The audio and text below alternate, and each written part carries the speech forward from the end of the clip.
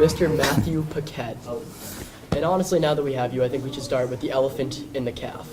And by that I mean so many students are in there because they aren't necessarily allowed to leave before the bell rings, and there's tight security like around every single entrance.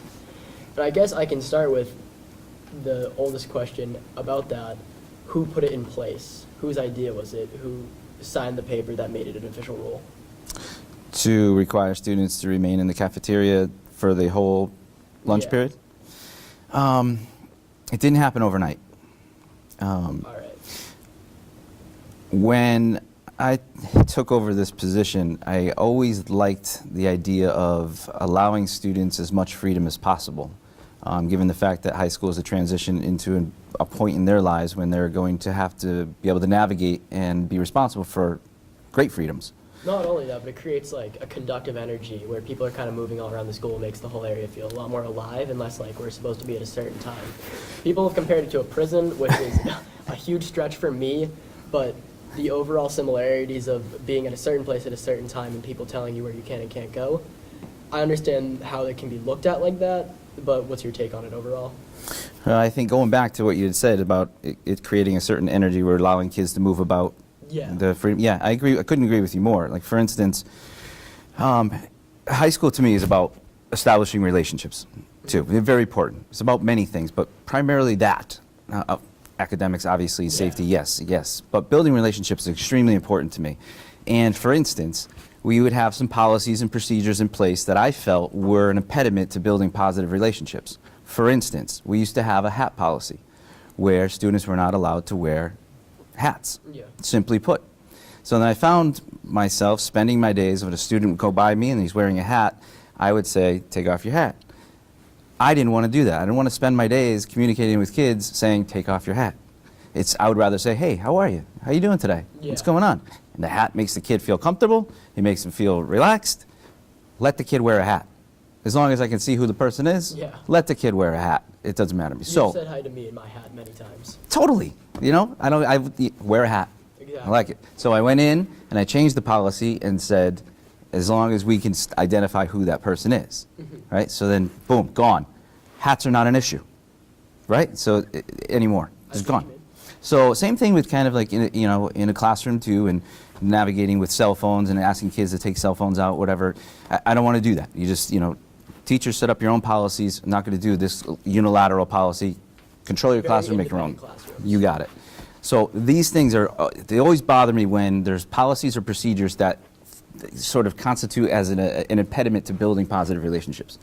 So it pained me to actually have to go ahead and ask students to no longer populate the pod areas during lunches, but instead stay within the cafeteria, because that is precisely antithetical to the type of relationship I want to build with students, right?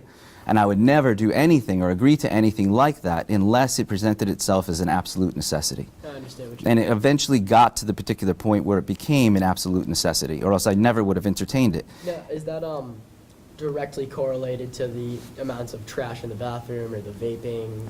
Ultimately. There's so much remnants of it. It felt like that was really the final straw.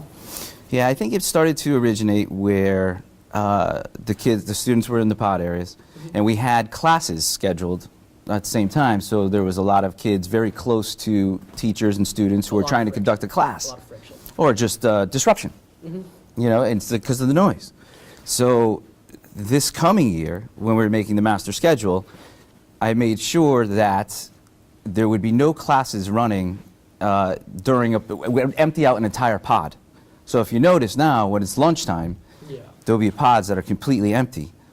So that the idea was allowing students to go up and be in the pods would no longer be disruptive to any classes that are running at that time. So I thought it was a brilliant idea, right? Doesn't it seem like that'll work? Because the problem was disturbing classes. That was the original issue. So made an attempt to solve it. Do you think there's any aspect of like loss and reward where there's so much more focus in the classroom versus the aspect of there's so many kids who are upset about it, but it's worth it? Yeah, I think ultimately right now, the short answer is it is worth it. Because what started to happen is so many kids came from one section that they would come during lunch, they would all populate that pod area. Much greater population because there were no classes running. So then that caused students to kind of leak out of that area, and they would frequent the bathrooms more often. There would be more kids in condensed areas than there had been than ever before. When you tend to have something like that, we run a problem of a lack of supervision, so then you have to rely on sort of the trust of the kids to respect themselves, respect others, and respect the school. What started to show itself was that for some students, in a very small number, that respect was compromised. And the bathrooms and the garbage, they started to take a toll. And some of the things that were happening to some of the bathrooms, for instance, or in the hallways and the amount of trash, I did take a pause and think, you know, who's responsible now for cleaning that up? You know, the kids aren't, obviously, they're not taking care of their own trash as well as they could. They're not respecting the bathrooms, so they're disrespecting. So what I was looking for as positive relationships is now getting worse and worse and worse and worse. Yes, and on that note of positive relationships, do you think that this new rule conflicts at all with the original statement of high school being about good relationships so much? Because it creates kind of a situation where it's like you said, a certain group of kids, but everyone's being affected by it, and there's a lot more negative feelings towards that in specific group, whoever it may be or associated with. Too bad.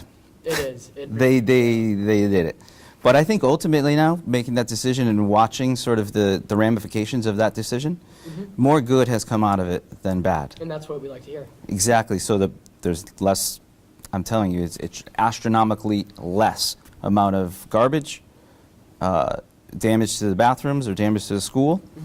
I think actually there were some unforeseen positives. By having students stay within the cafeteria, you know, there's that element, or that was a potential problem of having limited seating. But I think it encouraged some kids to push their comfortable limits and sit with people that they otherwise would not have sat with. Like a we're all in this together type thing. Yeah, and it was kind of cool to watch in some cases where it's like, wow, you know, that wouldn't have happened before. It's definitely an interesting case of camaraderie. But on a less controversial note, there's been a lot of comments about the heating and the AC in the school, almost like it's bipolar, where some rooms are freezing, but some rooms are really hot. Can't think of a good analogy. But is there anything about that, or is that just negative energy and tension from the rules about the CAF? Oh no, the heating and cooling system is definitely compromised. Okay. Those are real. Yeah, those are. Everyone in the school isn't seeing and feeling things. Yep, it's pretty black and white. If the room is hot, it's because the system isn't functioning properly. If the room is too cold, it's because the system isn't functioning properly. And I try to address it on a daily basis with the people that have the ability to remedy the problem. Yeah. So, you know, you fix one here, then another one pops up here. You know, it's a big building. It's a reality. Would you say that it has a bright future, though, being fixed? I do, because I'm staying persistent with it. Good. And this amount of energy, this amount of time, this amount of sort of attention to this issue, it will eventually get fixed. And would you say that even the new lunch procedures gives you more time to focus on that problem? Correct. That's an excellent point, too. I mean, I found myself not having to be so taxed and trying to, you know, carry on, tend to all the problems that came out of, you know, the kids moving about and not respecting their environments. But ultimately, when we're talking about that relationships, I think people understand whether they say it or not. In both of those cases, people look to me because it's my responsibility to ensure that they have the safest, best environment in which to learn and in which to work. So, you know, make decisions every single day, and every single time I do it with the hope that it is in the best interest of the students. And it also seems like you're aiming right for the head of it, because it's not a serious problem yet. It's an inconvenience. No one's passed out yet. And that's honestly an overall good thing. But we're kind of at the point now where I have to ask the question no one really wants to ask. But how much would you say of a problem vaping overall is in the school? We're just going to jump right to it. Sure. Scale 1 to 10? Yeah. 9.5. Alrighty. You're eyeballing it. What's your take overall on it, just as a subject? It's unfortunate. It's an unfortunate epidemic. Epidemic's a good word. Mm-hmm. It is. Yep. It is. And no one's immune to it. And there's also the argument of well, just like people were smoking just as much back then in the 80s. But I think that that runs interestingly with your aspect of a new type of environment for a school. And even though some schools it's not as much as a noticeable problem per se, because they have an older type of teaching system, they have an older type of environment. So having an older type of problem, it would make more sense. But here it conflicts so much more with your idea of the perfect school. So is that like a noticeable thing for you? Yes. It's troubling. Mm-hmm. It's troubling. It's one of those things where, you know, I probably, if we shut this camera off, I take off this microphone and walk, go up to the second floor and go into that bathroom, somebody's vaping at this moment. So, and I can go do that, and that person, whoever they are, will now be suspended for 3 to 5 days, possible social probation, lose sports for 25% of their season, lose all positions of leadership for one puff of vape. Yeah. That's just too bad. And do you think that you've tightened the grip as much as you can with punishments? Or if you made it any worse, it really wouldn't change any of the problem? It's an interesting question that I'm in the midst of deliberating that issue right now. If I can just speak candidly, I hate the idea of having to suspend kids like that for that instance.